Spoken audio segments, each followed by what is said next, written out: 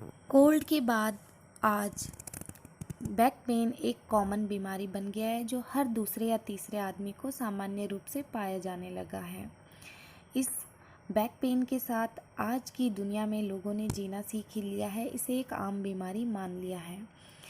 Doctor से इसका हम पेन किलर लेकर या कुछ भी ऐसे उपचार जो अस्थायी होते हैं उनसे इसका इलाज करना चाहते हैं, लेकिन दोस्तों मेहनत का कोई भी आज तक विकल्प नहीं बना पाया है। कोई भी मशीन हमारे बदले की मेहनत नहीं कर सकती, मेहनत तो हमको ही करनी पड़ेगी। अगर आप बैक पेन से छुटकारा पाना चाहते हैं तो आपको खुद ही मेहनत करनी पड़ेगी। योग में इसका बहुत ही सरल और सहज प्रभावशाली इलाज है और ये कैसी भी आपका बैक पेन हो इसका स्थायी उपचार करता है।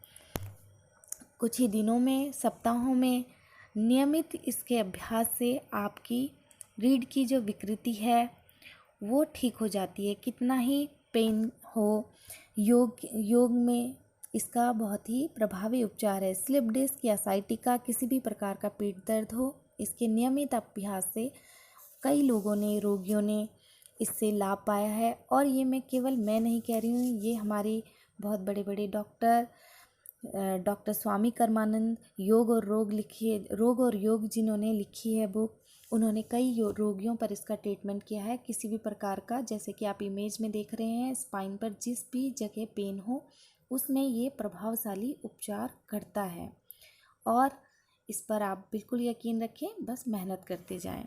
तो चलिए शुरू करते हैं। आप सबसे पहले, अगर आपका बहुत ज़्यादा पेन है तो कुछ और नहीं कर सकते तो आप लेट जाएं, पेट के बल, हाथों और पैरों को पीछे की तरफ स्ट्रेच करना है।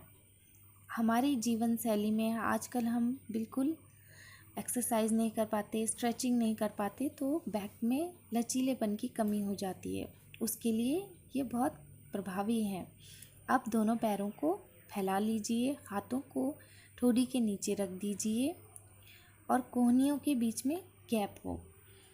और इसको हम दो प्रकार से कर सकते हैं, एक कोहनी के बीच में और कोहनी मिलाकर। जिस भी स्थिति में आपको बैक की जिस पोजीशन में आपको आराम मिलता है आप वो वाला अपना लें। ये है मकरासन, ये रिलैक्सिंग पोज है। इससे भी आपकी कमर को आराम मिलता है, बैक पेन में बहुत राहत मिलती है। जिन लोगों के लिए पहले बता रही हूँ स्लिप डिस्क साइटिका वाले हैं, वो पहले इन्हीं अभ्यासों से शुरू करें।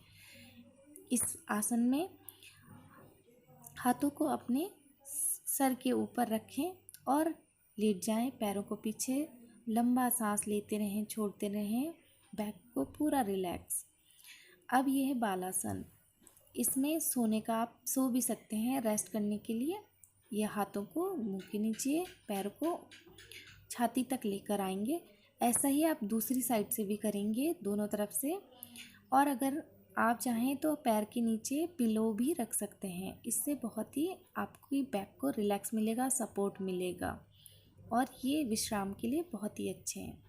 इसके बाद जब आप कुछ करने लगे, आपको कि पेन कम है, अब आप कुछ कर सकते हैं, तो दोनों पैरों को फोल्ड करके और कंधे जितना गैप और एक साइड पैर लेटा देंगे ज़मीन पर और दूसरी साइड देखना है। ऐसे ही दोनों तरफ करेंगे और रुके रहेंगे जितनी देर आपको बैक पे स्ट्रेच होना चाहिए और रिलैक्स आना चाहिए। इसी का दूसरा वेरिएशन है, एक पैर फोल्ड कर लेंगे और उसके अपोजिट हैंड से उसको नीचे ज़मीन से टच करेंगे, पूरा स्ट्रेच करेंगे, बैक स्ट्रेच होगी पूरी और देखना दूसरी साइड है।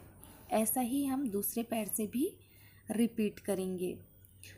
अपोजिट हैंड, अपोजिट लेग और देखना अपोजिट साइड में है। इससे बैक हमारी पूरी स्ट्रेच होगी, स्ट्रेचिंग होगी, खिंचाव और तनाव होगा। बैठे बैठे जो भी हमारी स्पाइन की जो डिस्क होती है वो आपस में चिपकने लगती हैं और जो बीच की उसकी जो वहाँ पर गद्दी होती है, वो जो कार्य होता है उसका, वो रुकने लगता है। इसी का दूसरा था पैर को ऊपर और स्ट्रेच करना।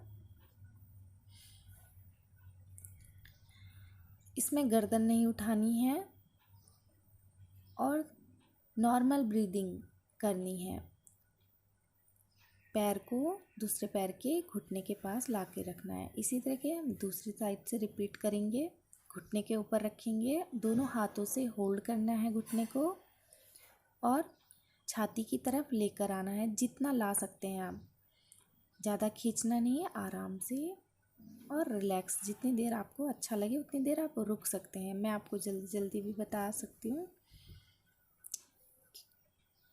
इसी में पवन मुक्तासन, अगर आपकी कमर में बहुत ज़्यादा दर्द है तो आप गर्दन ना उठाएं, लेकिन धीरे धीरे कम होता है तो आपको सांस छोड़ते हुए घुटने से नाक लगानी है। और ये ध्यान रखें, अगर आपको बैक में पेन फील होता है तो आप गर्दन नहीं उठाएंगे। इसी तरह दूसरे पैर से करेंगे।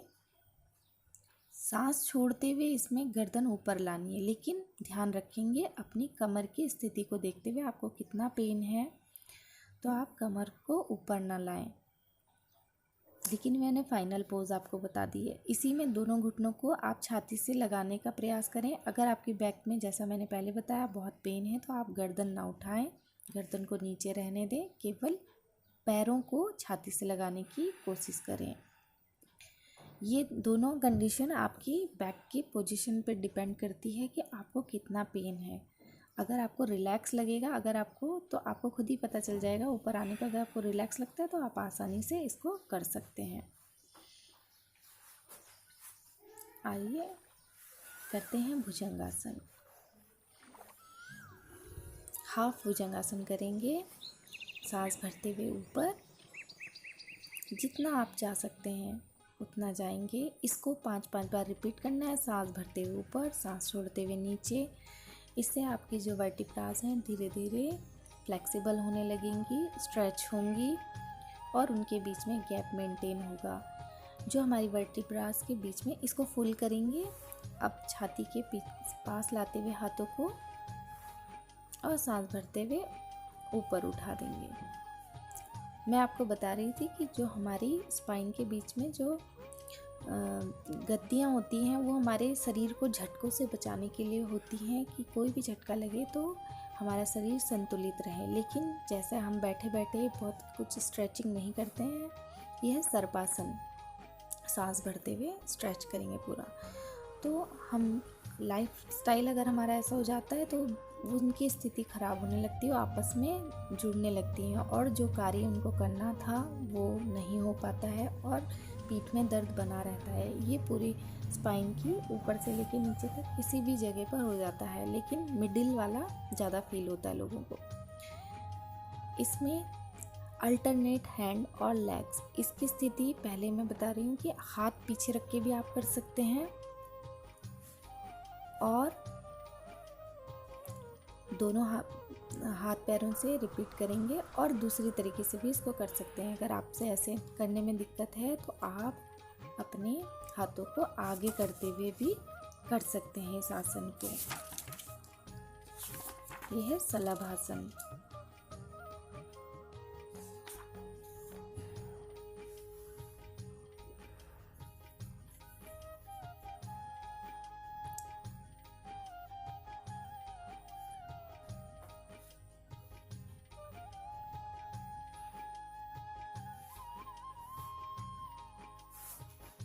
इसी का दूसरा वेरिएशन है।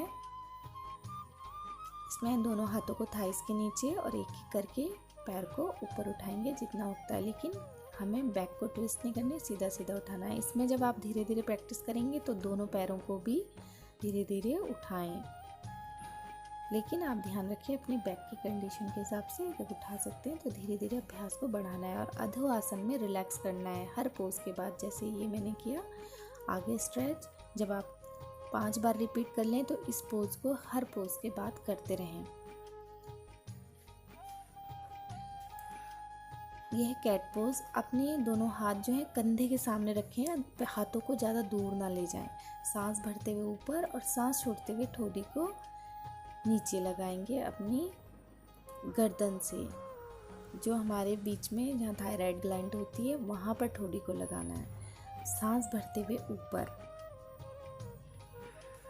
इसको बोलते हैं मार्जरी आसन, कैट पोज भी बोलते हैं इसको। इसमें पूरा स्ट्रेच करना है, कंधों को जब हम पूरा स्ट्रेच करेंगे तो कमर बिल्कुल, कमर पर रिलैक्स फील होगा। ये है उष्ट्रासन का आधा रूप है। इसमें हम सिर्फ कमर पर हाथ रख के गर्दन को पीछे की ओर छोड़ेंगे। जितना कर सकते हैं उतना ही आप करने की कोशिश करें इसको, और कमर को सपोर्ट पूरा दें। इससे भी आपकी जो स्पाइन है पूरा स्ट्रेच होगी और रिलैक्स भी होगा। जो स्टिफनेस आई है वो, ये है सेतु बंद आसन।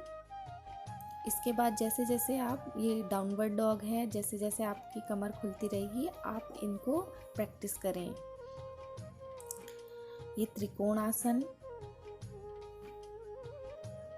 और लास्ट में आप करेंगे शशांक आसन। इसको आप किसी भी वक्त ज़्यादा पेन हो तो आप कर सकते हैं। इससे बैक एकदम रिलैक्स हो जाती है। इसमें छाती को ज़मीन से लगाने का प्रयास करना है और हाथों को आगे की तरफ स्ट्रेच करना है। घुटनों को खोल देंगे, दोनों को वज्रासन में बैठना है पहले, और घुटने फैला लेंगे और तब आगे की तरफ हाथ को स्ट्रेच कर लेंगे। इससे स्पाइन पर बहुत रिलैक्स मिलता है। और लास्ट में हम बैठेंगे वज्रासन में। देखिए, आपको किसी भी पैर बांधकर, जिसमें हम सुखासन में बैठते हैं, ऐसे आसनों में नहीं बैठना है, हमेशा वज्रासन में बैठना है। और ध्यान को लगाना है इसमें, सांसों को अपने स्पाइन पर, कमर पर पूरा ध्यान रहेगा। आंखें बंद करके सांस जो भी ले रहे हैं, छोड़ रहे हैं, वो पूरा सोचना है कि हमारी कमर पर जा रही है और कमर से आ रही है। जब सांस कमर पर जा रही है पूरा होते हुए, तो वो प्रकृति की असीम ऊर्जा हमारे अंदर ला रही है, दर्द को ठीक कर रही है। और जो सांस हम छोड़ रहे हैं, सारा दर्द और जो भी तनाव है वो बाहर जा रहा है, ऐसा हम फील करेंगे। और लास्ट में आँखों को रब करते हुए हथेलियों में ही खोलेंगे। ये बहुत ही ज़रूरी है। जब आप ये करेंगे तो इससे स्पाइन जो है बहुत ही अच्छा फील करेंगे उसमें। अगर आपके लिए मेरा ये वीडियो लाभकारी रहा तो प्लीज़ ज़रूर सब्सक्राइब करें। धन्यवाद।